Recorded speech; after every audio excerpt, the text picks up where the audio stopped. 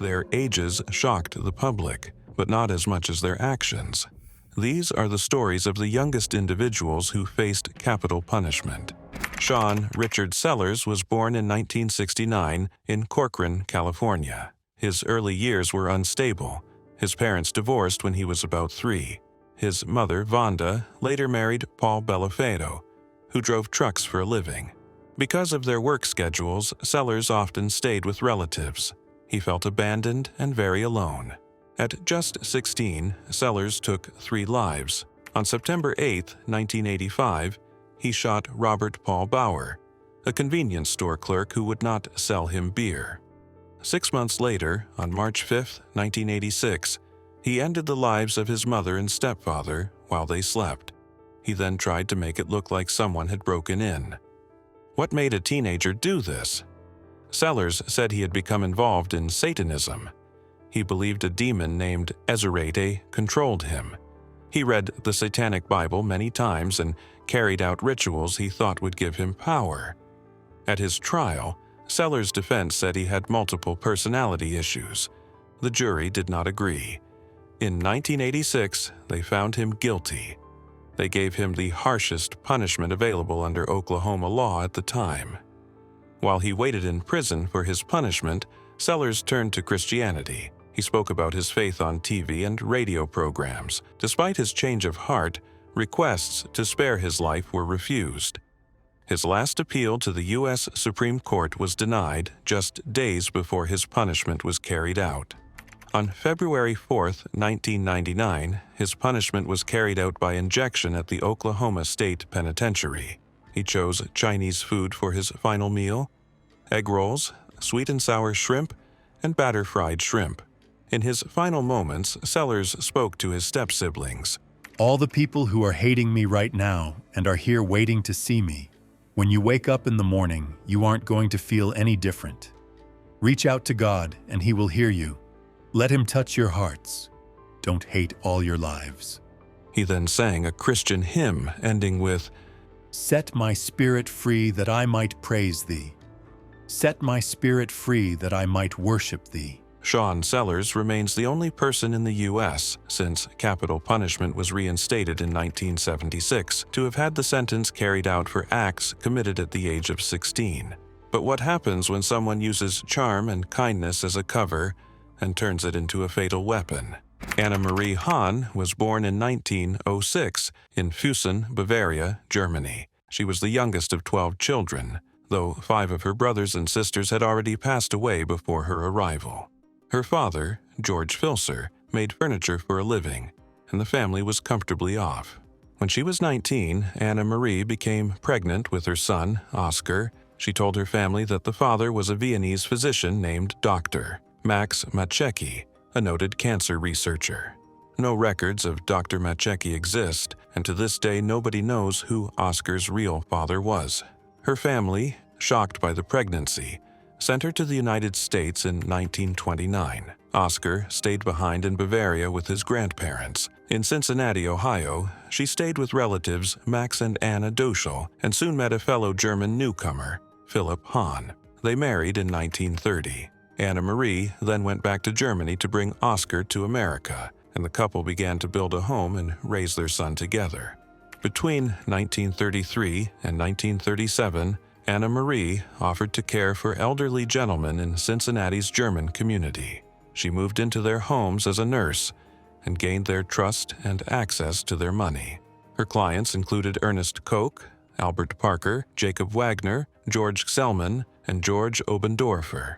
Using arsenic and other toxins, she caused each man's passing. Afterward, she often benefited from changes to their wills or from loans they made to her. Investigators later concluded that her aim was to cover big losses she had suffered from gambling.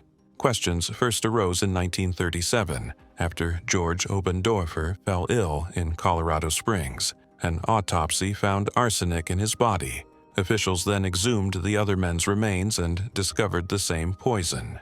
Anna Marie was arrested and charged with causing these passings. Her trial opened in November 1937 and ran for 4 weeks.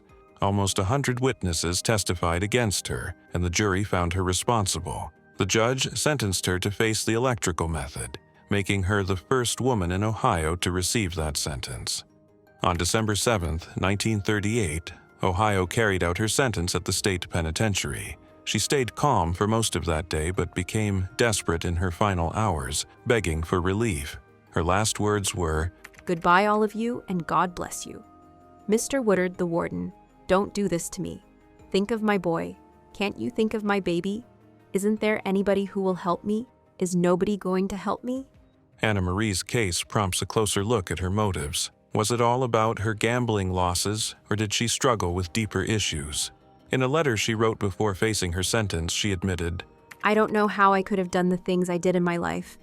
Only God knows what came over me when I gave Albert Palmer that first poison." But the next individual, his story will haunt you forever. Daryl Keith Rich was born in 1955 in California. His early years were full of trouble. By his mid-teens, he was drinking heavily. At 17, he was arrested for using a weapon to threaten someone. 2 years later, he was sent to the California Youth Authority. He finished high school and got married, but his life soon took a dark turn. From June to August 1978, he spread fear across Shasta County, California. He forced 8 women into unwanted intimate acts. He also ended the lives of 4 women. One victim, Annette Faye Edwards, 19, was taken while walking to a fireworks show. Patricia Ann Moore, 17, vanished from a motel. Her body was later found. Linda Diane Slavic, 28, was taken from a bar, forced to endure pain, then shot twice in the head. The youngest, Annette Lynn Cells, 11, was walking home when he took her, harmed her, and threw her from a 105-foot bridge. What was his motive? Before we get into the details, take a moment to like and subscribe if you're interested in more stories like this. Rich later said he received $7,000 for ending the life of one woman. He claimed another victim was simply in the wrong place at the wrong time. Prosecutors called his actions a reign of terror. After a screening device suggested he was lying, Rich confessed. He gave police detailed accounts of each incident. To protect his right to a fair trial, the case was moved to Yolo County. In December 1980, a jury found him guilty of 4 counts of taking a life and many other charges, including forced intimate acts, unwanted touching, and taking people away by force. In 1981, the court gave him its most severe sentence. He spent nearly 20 years in the highest security unit at San Quentin State Prison. In his final days, he asked to hold a Native American sweat lodge ceremony, saying he was of Cherokee background. The prison denied this request. When offered a last meal, he declined. Instead, he drank tea, broth, and a sports drink. On March 15, 2000, at 12:06 a.m., he received a set of chemicals by injection to carry out the court's order. He passed away at 12:13 a.m. His last word was peace. One woman who suffered his actions watched the process. She later said, "I can finally live in peace. He won't be there to haunt me anymore." Did Rich feel sorry for what he did? He said he had changed and wanted to cleanse his spirit. Many people, including the families of those he harmed, felt his actions were too terrible to forgive. Governor Gray Davis refused to alter the sentence. He described the harm Rich caused as shocking and almost unbelievable in how cruel it was. In the end, Daryl Keith Rich's passing brought a measure of closure to those who survived, and to the families of the women he harmed. Some childhoods are marked by pain, but in the next case, that pain evolved into something far more dangerous. John Jubair was born in 1963 in Lawrence, Massachusetts. His childhood wasn't easy. His parents separated when he was just 6 years old, and after that he lived with his mother. She was known to be very strict and emotionally distant. People close to the family said she was controlling and manipulative, which may have affected how John grew up. Even though he performed well in school and often made the honor roll, John had a hard time socially. He was bullied by other kids, and this made him feel isolated. That combination of emotional neglect at home and bullying at school may have played a part in how things developed later in his life. John began showing troubling behavior when he was still very young. At 13, he hurt a young girl by stabbing her with a pencil. Not long after, he cut another girl using a razor blade. These early actions showed signs of growing aggression. In 1982, when he was 19 years old, a boy named Richard Ricky Stetson, who was 11, disappeared in Portland, Maine. He was later found without clothes and had been seriously harmed, with evidence of bite wounds. A year later, after John had moved to Nebraska, two more young boys, 13-year-old Danny Joe Eberly and 12-year-old Christopher Walden, went missing. Investigators found out that both boys had been taken, treated cruelly, and their lives were taken in a way similar to what happened to Ricky. The case began to unfold when a preschool teacher saw someone acting strangely near the school. She described a man in a tan car and reported it to the authorities. Investigators followed up and found important evidence. The bite marks on one of the victims matched John's dental records, and the rope used in the cases was traced back to gear issued in the military, which John had access to. He was eventually charged in Nebraska for the two boys and also for the earlier case in Maine. In Nebraska, the court gave him the harshest sentence allowed at the time, and in Maine, he received a life sentence. Before his sentence was carried out, John spoke his final words. He said he was sorry for what he had done and hoped the families of the boys and the people of Nebraska could find peace and forgive him. His last meal was simple: a pizza with green peppers and onions, strawberry cheesecake, and black coffee. John Jubair's story has left many people wondering about how early life experiences shape someone's actions. He came from a home filled with emotional pressure and was isolated by his peers. While none of that justifies what he did, it may explain how he developed into someone capable of doing such terrible things. But what if someone's heinous acts go unnoticed for years until something unexpected catches up with them? Timothy Wilson Spencer was born in 1962 in Green Valley, Virginia. He grew up in a difficult environment and had problems with the law from a young age. He was involved in break-ins and theft, and this behavior continued into adulthood. Over time, his actions became more serious and dangerous.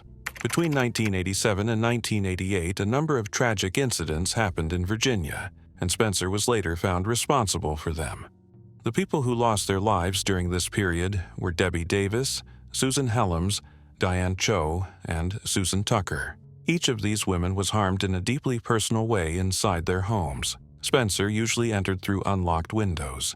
In every case, he used the same type of object to tie them up, which helped investigators see a clear pattern.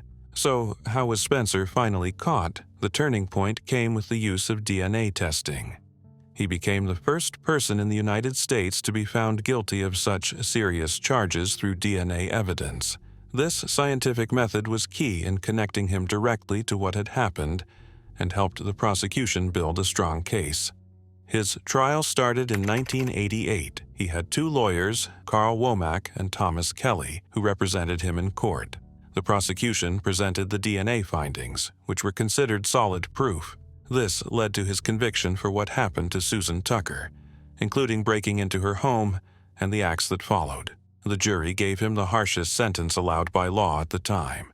After that, he was tried again for what happened to Debbie Davis and Susan Helms, and he received more of the same sentences. Even though he appealed these decisions, the courts did not change the outcome.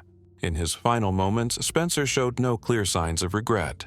When someone asked if he had any last words, he started to say something.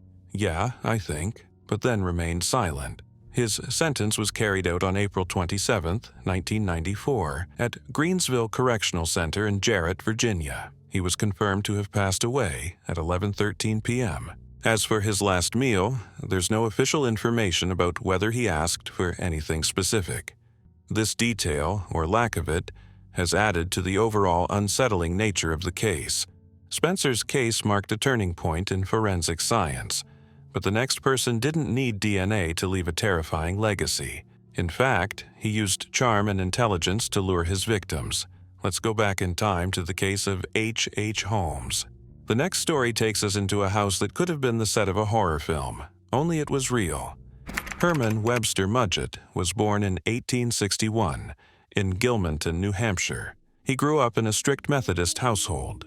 As a child, he was known for being very smart and did well in school, but early on, he developed an unusual interest in anatomy and dissection, which many believe hinted at his future behavior. He later went on to study medicine at the University of Michigan. After graduating, he changed his name to Dr. H. Holmes and moved to Chicago in 1886. In Chicago, Holmes bought a piece of land across from a pharmacy he owned. On that land, he built a 3-story building that looked like a hotel from the outside, but the inside was designed very differently. It had hidden rooms, secret passageways, trapdoors, and gas lines. These features were intentionally created to trick and trap people inside. Holmes often targeted young women who were looking for work or a place to stay. He would offer them jobs or lodging, gaining their trust. Once they were inside his building, he would quietly and secretly end their lives using different methods, such as cutting off their access to air or food. Afterward, he would get rid of the remains in various ways. In some cases, he even sold body parts to medical schools, pretending they were for scientific study. So, why did Holmes do all this? Most evidence points to money as his main motive. He was involved in a long list of scams, including insurance fraud. He often removed people who could have exposed his illegal activities. He was highly manipulative and used his charm to take advantage of others. In 1894, Holmes was finally caught. He was arrested for an insurance scam.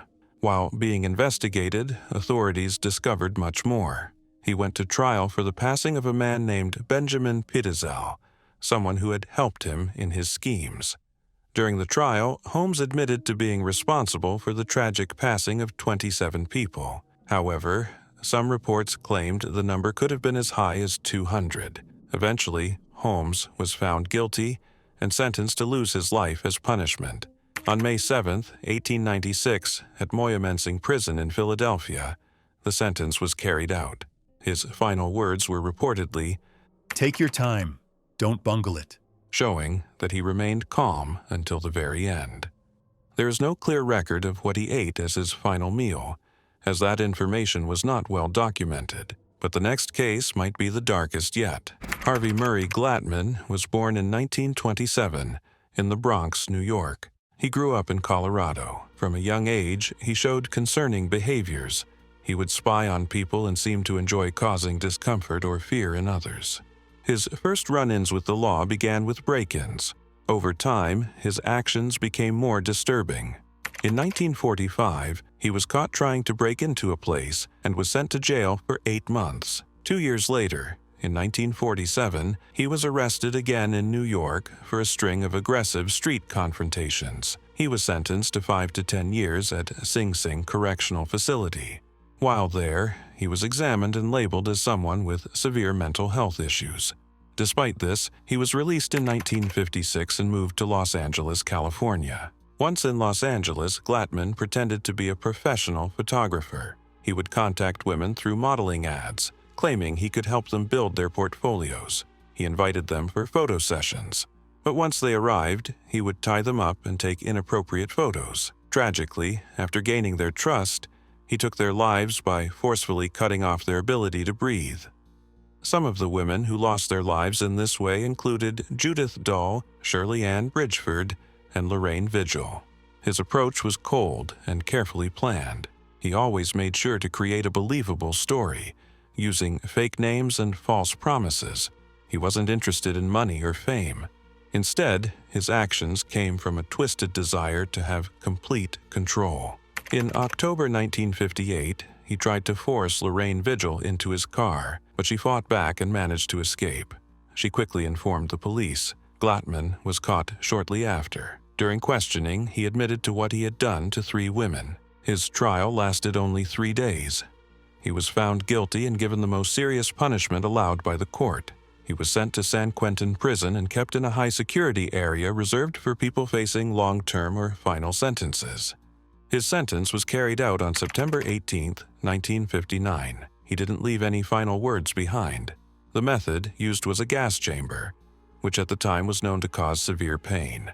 Before this, he had requested a specific last meal. It included shrimp cocktail, a rare T-bone steak, French fries, a banana split, and a soda. For breakfast that same day, he ate eggs, bacon, toast with jam, orange juice, and coffee.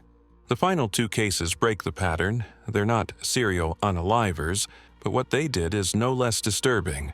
What Scott Hayne did at just 17 is something you won't forget. Scott Hayne was born in 1970 in Tulsa, Oklahoma. His childhood was unstable. His parents drank heavily and often left him and his sister to look after themselves. When he was 9 or 10, his father introduced him to illegal substances. By his early teens, he had left school and was often in trouble for stealing and taking vehicles without permission. In October 1987, at age 17, Hayne and a 21-year-old friend, Robert Lambert, planned to break into a house in Tulsa. On their way, they saw Michael Houghton and Laura Sanders sitting in a car outside a bar. Armed with a sharp object, they forced the couple into the back seat. They drove them to a quiet spot, took $565 from their pockets, then locked them in the trunk. Hayne cut the gas line and set the car on fire. Houghton and Sanders did not survive the blaze. Why did he do it? The small amount of money they took suggests it wasn't just for cash. The brutal way he carried out the act points to deep anger or numbness to pain. His unstable home life, early exposure to substances, and past run-ins with the law may have hardened him. 3 days later, police arrested both Hayne and Lambert. In 1988, they were found guilty and faced the most severe punishment. In 1994, Hayne's sentence was overturned because the jury was not told they could choose life without parole.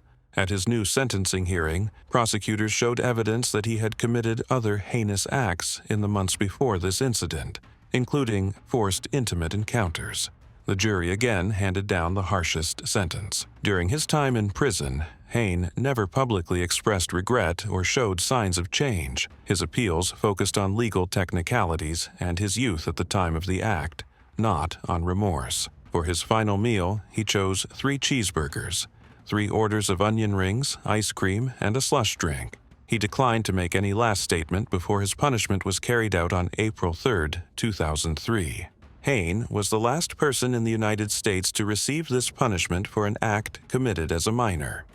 In March 2005, the Supreme Court ruled that people under 18 at the time of their act could not face the most severe penalty.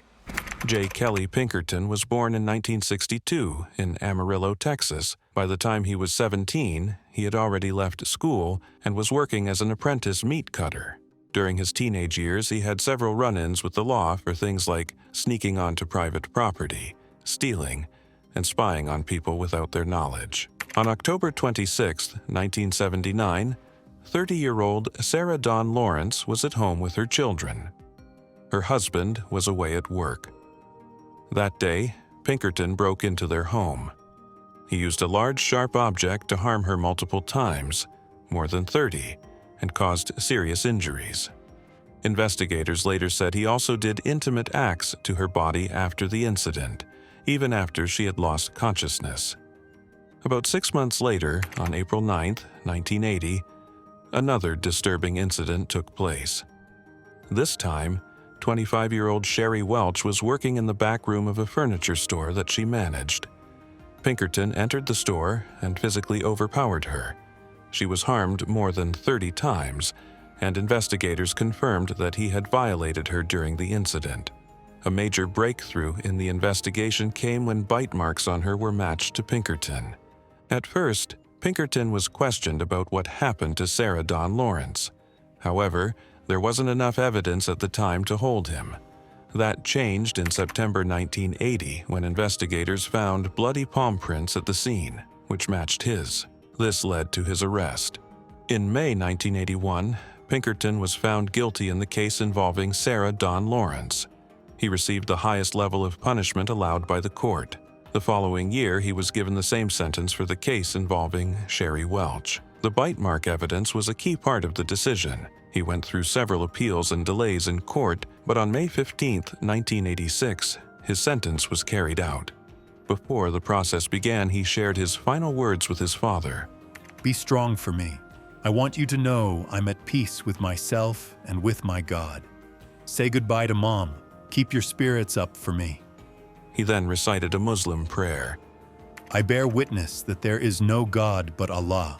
With your praise, I ask for forgiveness, and I return unto you. For his last meal, he requested a fish sandwich, French fries, and milk.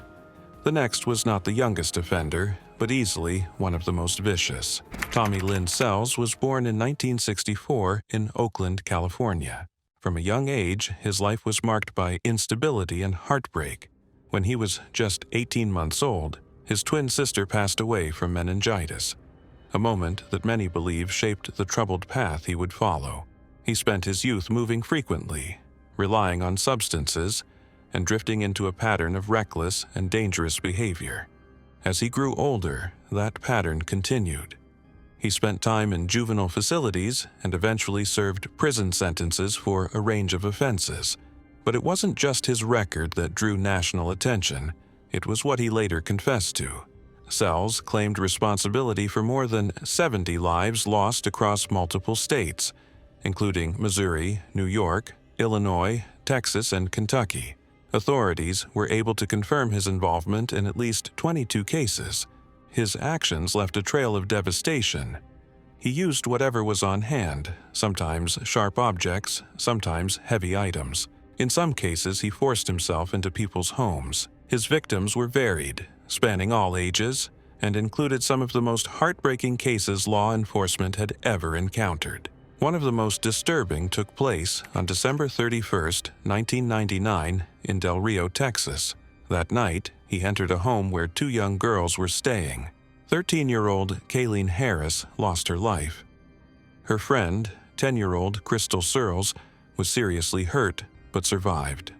Despite her injuries, Crystal managed to seek help, and her detailed description helped investigators identify Cells just 2 days later. He was quickly arrested and brought to trial.